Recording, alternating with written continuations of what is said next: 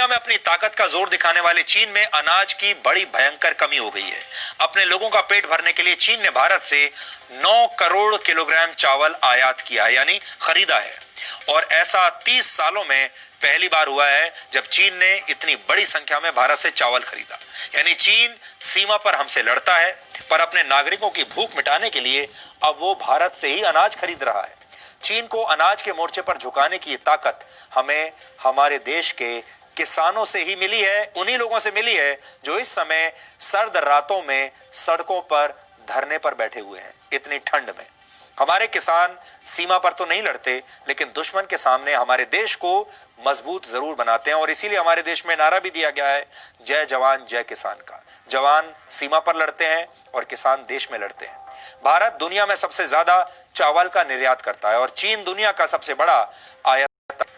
बड़ा खरीदार है चावल का। हालांकि अब तक चीन ने भारत के चावल को हमेशा यह कहकर आयात नहीं किया था कि भारत का चावल अच्छा नहीं होता, इसकी क्वालिटी बेकार होती है।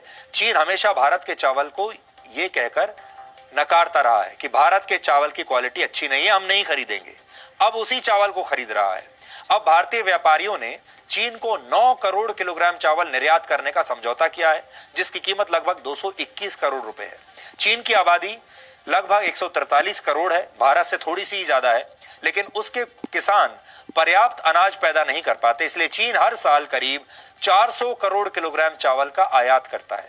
चीन के लोग खाने में चावल या उससे बने चाइनीज नूडल्स का बहुत इस्तेमाल करते हैं, उन्हें बहुत पसंद है ये सब। चीन में हर 4 में से 3 लोगों के लिए चावल ही प्रमुख भोजन है, इसलिए चीन ज्यादा मात्रा में चावल का आयात करता है।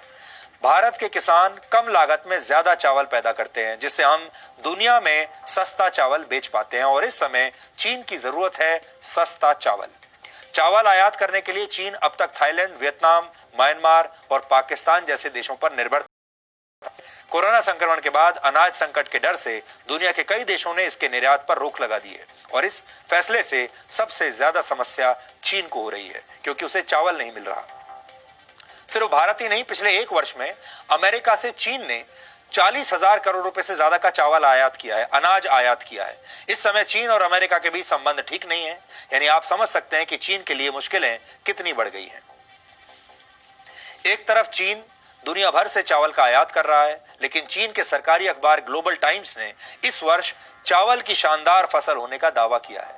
अगर चीन में चावल की फसल इतनी अच्छी हुई, तो फिर चीन लगातार चावल दूसरे देशों से खरीद क्यों रहा है? यानी चीन प्रोपेगेंडा फैलाकर अपने देश के अनाज के संकट को छिपाना चाहता है। आपको याद होगा, कुछ समय पहले चीन के राष्ट्रपति शी जिनपिंग ने चीन के नागरिकों से अपील की थी कि वो खाना बर्बाद ना करें। शी जिनपिंग ने चीन के लोगों से कहा था, अगर उन्हें रेस्टोरेंट में 4 प्लेट खाने की जरूरत हो तो वो 4 नहीं 3 प्लेट खाना ही ऑर्डर करें। अनाज की बर्बादी वैसे भी किसी देश के लिए ठीक नहीं है, लेकिन वहां के राष्ट्रपति की इस अपील के पीछे असल मकसद अनाज संकट का सच छिपाना था।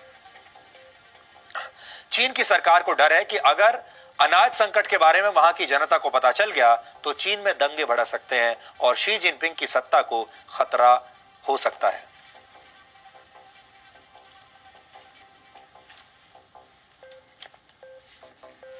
Presenting B News app, available on Google Play and App Store. Download it now.